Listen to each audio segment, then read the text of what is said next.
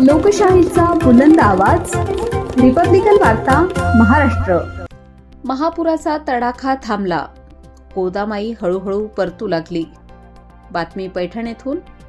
पैठण शहर आणि गोदावरी नदीकाठी सोमवारी पहाटेपासून धरणातून सोडण्यात आलेला महापूर हळूहळू ओसरायला सुरू झाला आहे। जवळपास 20 तास रौद्ररूप धारण केलेल्या गोदावरी नदीच्या पात्रातून 2 लाख क्युसेक विसर्ग केल्यानंतर शहरातील काकाभट्ट चौक, जुनानगर रोड, संतनगर, तोलेश्वर मंदिर, परदेशीपुरा व धनगरवाडा भागातील पूरस्थिती दुसऱ्या दिवशीही कायम होती।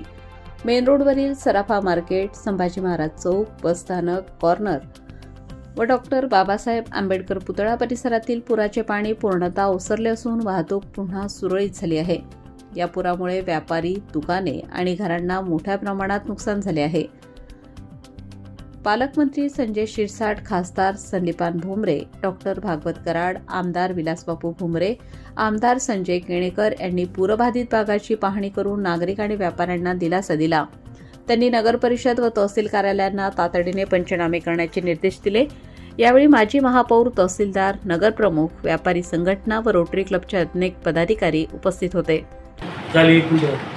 आपल्या नाथसागरामध्ये आता जो इनफ्लो आहे तो जवळपास 2,34,000चा आहे आणि आपण आउटफ्लो जवळपास 2,06,000चा आउटफ्लो त्या ठिकाणी सोडण्यात आलेला आहे।